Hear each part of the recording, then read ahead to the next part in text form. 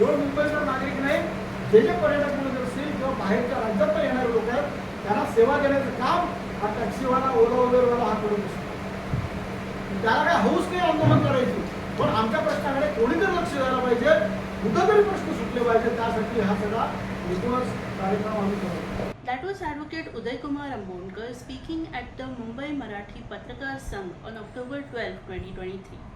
If you heard a note of anger in Ambonekar's voice, know that he did not speak for himself, but for all the unions that had come together that represent the app-based workers, including delivery workers and drivers, as well as prepaid taxi drivers in the region of Maharashtra.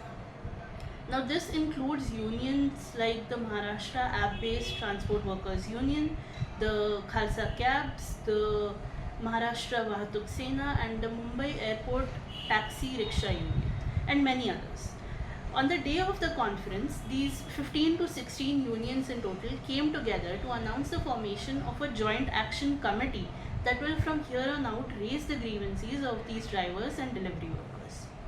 Specifically in the context of gig workers, they talked about the pending moves to regularize gig workers, to implement the aggregator guidelines and the creation of a welfare board.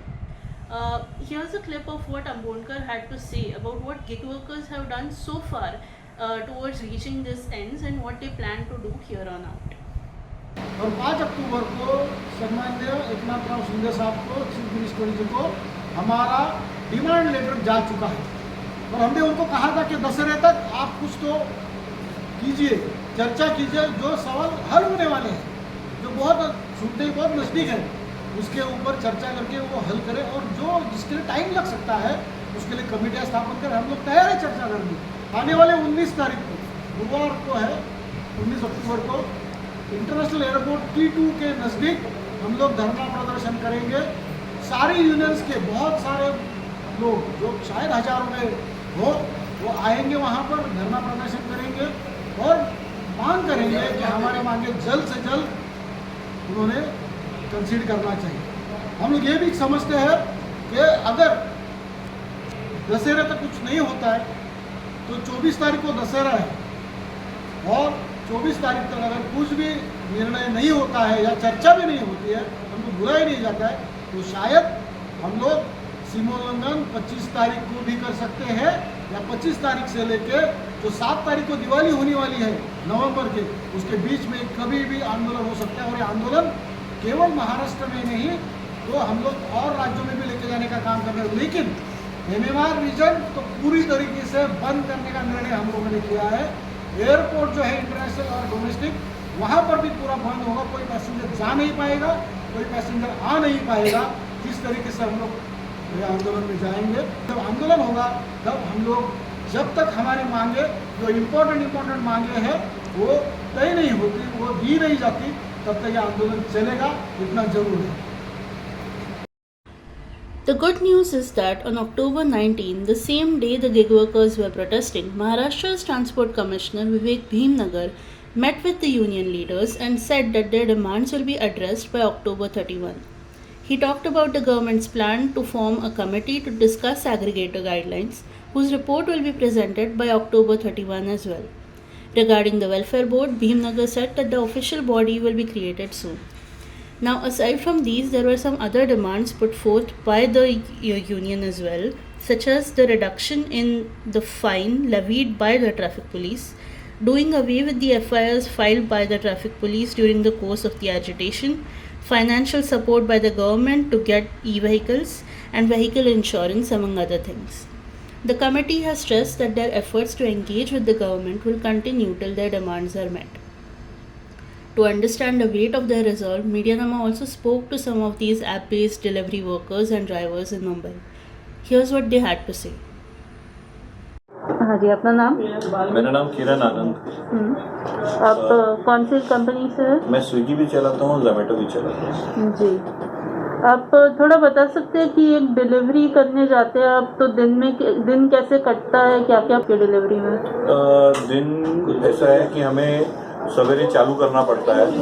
और इसमें कैसे बहुत सारी जगह में areas बांटे हुए हैं, इन्होंने एरियाज दे, एक एरिया का एक ऐसा रहता है कि इस एरिया के अंदर ही आपको चालू करना है। कभी कभी क्या होता है, इस एरिया के अंदर लोड कम होता है, तो हम लोगों को क्या करना पड़ता है, पहले इस एरिया में आके चालू करो, फिर दूसरे एरिया जिस एरिया में डिमांड है उस एरिया में जाना पड़ता है। तो वो जो ड्राई रन है उसका तो कोई स्विगी जोमेटो देता नहीं, और आजकल जो पेट्रोल के भाव बढ़ गए हैं तो उसके हिसाब से हमारी अर्निंग बहुत कम से कम हो ही जा रही है अभी। और एरिया टू एरिया अगर जाके समझो गलती से हमसे क्लोज हो गया तो हमें ऑफिस अपने एरिया में आके चालू करना पड़ता है। तो एक वो हमारा बैकलॉग है। और स्विगी जोमेटो में एक और चीज़ का बैकलॉग ऐसा है कि चैलेंजेस हम जो फेस करते हैं वो ये है कि सपोज हम समझो अभी रात को है, हम लोग को कभी अपने एरिया होम एरिया से वो दूर ही भेजेगी, दूर भेज दिया, और वहाँ पे इतना रेट कम रहेगा कि आदमी सोचेगा कि मैं वहाँ से आऊँ, कम से कम 5 to 10 किलोमीटर का ड्रॉप देंगे, फिर वहाँ से बंदा कैसे आएगा, वहाँ पे तो बुकिंग रहती नहीं है, मतलब पिकअप्स रहते नहीं है, तो वहाँ से क्या करना पड़ता है, उसको ऑफिस 5 to 10 मिनट बैक आना पड़ता है और वही रेट में आना पड़ता है। तो ये चैलेंजेस हम बहुत ज़्यादा फेस करते हैं इस पर। अपना नाम बताएंगे पहले। नमस्ते, मेरा नाम गुलाम गोश शेख है। आप कौन सी कंपनी के लिए काम करते हैं? मैं ओला के लिए गाड़ी चलाता हूँ 2016 से मैंने ओला में अपनी गाड़ी चलवाई है, और एक के बाद एक मैंने मतलब 8 गाड़ियाँ डाली थी। अच्छा। इस प्लेटफॉर्म से मैंने 8 गाड़ियाँ अटैच करी थी, क्योंकि शुरुआत में जो इन लोगों ने, मैं खुल के बोलता हूँ, शुरुआत में जिस तरीके का इन्होंने लालच दिया था 1.5 लाख रुपए हर महीना, अच्छा। 1.5 लाख रुपीस पर मंथ आप कमाइए। बाकायदा इनके चकाला के हेड ऑफिस में बोर्ड लगा हुआ था, एक बड़ा सा होर्डिंग लगा हुआ था 1.5 लाख। इसी चक्कर में काफी सारे लोग जो है ना अपनी दूसरी प्रोफेशन छोड़ के इसमें आए हैं, और आज उनका जो बोर्ड है ना वो 25,000 रुपीज पर मंथ पे आ गया है। अच्छा। कहाँ 1.5 लाख और कहाँ 25,000। जमीन से आसमान पे इन्होंने लेके आया है लोगों को, और उसके बावजूद इनका कमीशन अभी भी वहाँ के वहाँ ही है। 25% से 30% तक इनका जो कमीशन है, चाहे वो बुकिंग आप 100 रुपए की मारिए, चाहे वो बुकिंग आप 1000 रुपए की मारिए। ऐसे तो 1000 की कोई बुकिंग है नहीं, मैं एग्जांपल दे रहा हूँ, मगर इनका 25% कहीं नहीं गया।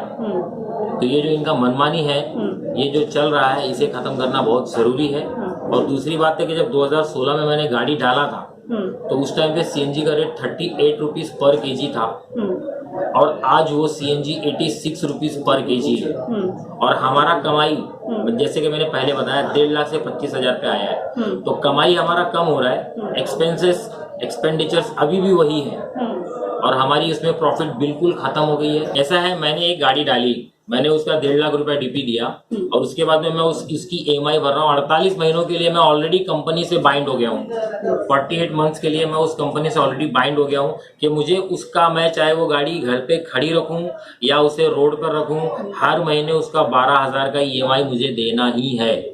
ये मेरी सबसे बड़ी बाइंडिंग है। तो मैंने 1.5 लाख रुपए डीपी दिया, उसके बाद में मैं हर महीने EMI दे रहा हूँ, और साथ ही साथ मुझे गाड़ी का मेंटेनेंस देखना है और अपना घर भी चलाना है, क्योंकि ना मैं मुंह बांध के रहूंगा ना मेरे घर वाले मुंह बांध के रहेंगे। तो सबको खाना चाहिए, सबको कपड़ा चाहिए, तो ये हमारी मजबूरी इसीलिए है। ओला चाहे 2 रुपया किलोमीटर में भी चलवाएगी, हम लोग चलाएंगे, क्योंकि हमारी मजबूरी है। क्योंकि कैसा है ना, जिस तरीके से हम इस प्लेटफॉर्म से जुड़े हैं, उसी तरह से जो हमारे कंज्यूमर है, जो उपभोक्ता है, वो भी इसी प्लेटफॉर्म से जुड़े हैं, और वो लोग भी ओला की गाड़ी बुक करते हैं तो ही हमें बुकिंग आती है। तो हमारी ना मजबूरी है ना कि एक दूसरे से सब बॉन्डेड है, और इसी वजह से हम लोगों को मजबूरी है कि ओला और उबर के साथ में रहना है। अगर हमें कोई नया ऑप्शन मिलता है और वो ऑप्शन अगर हमको ठीक लगेगा तो हम लोग वहाँ भी जाएंगे। What's interesting is that it's not only in Mumbai that such developments are happening. In Delhi, Chief Minister Arvind Kejriwal recently met with the gig workers union to address their concerns around job security. He even promised to create a separate law for them if they do not figure into other existing laws for workers. Even states like Rajasthan and Karnataka are working on a legal policy for the welfare of these gig workers. Here in Maharashtra, workers are holding off on further protest until October 31, the deadline given by the state government. For more news on what's happening with gig workers in India, do subscribe to Medianama.